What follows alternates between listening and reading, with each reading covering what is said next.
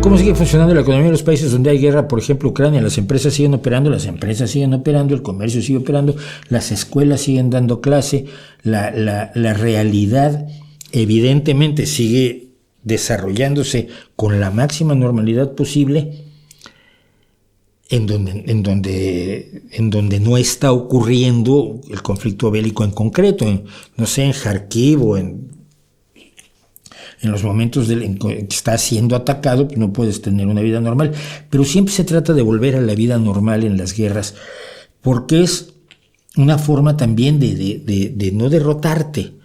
Yo recuerdo, siempre lo he dicho, hay dos fotografías para mí que me explican claramente por qué Inglaterra no podía ser derrotada en la Segunda Guerra Mundial, cuando la Blitzkrieg, cuando Alemania trata de destruir la fuerza aérea británica para poder intentar un desembarco aeronaval, porque en las condiciones en las que estaba la fuerza aérea británica, ningún intento por atacar navalmente las costas británicas hubiera tenido éxito.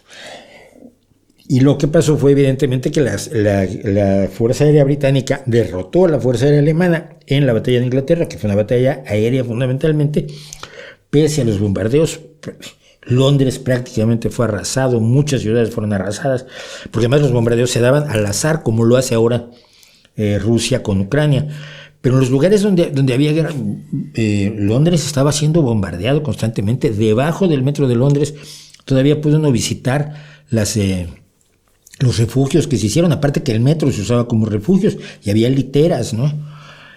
Pero son dos fotografías que a mí me dicen por qué no era derrotable Inglaterra. La primera es una tienda que la mitad, como que le cayó una bomba cerca y se cayó el techo. La mitad de la tienda no sirve para nada, pero la otra mitad está normal, y tiene su estantería y tiene sus productos.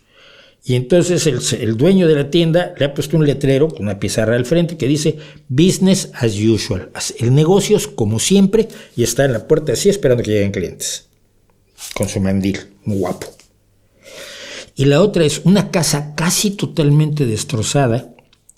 En la ventana hay una mujer que está saludando así, y por la puerta está saliendo una novia con su padre porque se va a casar, vestida de novia, con esa casa que está prácticamente en ruinas por los ataques alemanes. Eso te da pie ante el horror que es que de pronto toda tu realidad estalle en pedazos porque te ha declarado la guerra algún miserable, sea Putin, sea Hitler. Y Ucrania sigue. Y yo recuerdo haber visto muchas cosas después de que se rechazó el intento por tomar Kiev en las primeras semanas de la guerra, hace 2 años. Hace 2 años exactamente. No, 2 años y algunos meses ya. 4 o 5 meses. El intento por volver a la normalidad en Kiev era fundamental, era importantísimo volver a la normalidad, que las tiendas estén surtidas, que los niños vayan a la escuela, que los parques que fueron bombardeados vuelvan a tener juegos infantiles. Eso es la resiliencia. La resiliencia es la capacidad de volver de un golpe y de recuperarte, ¿no?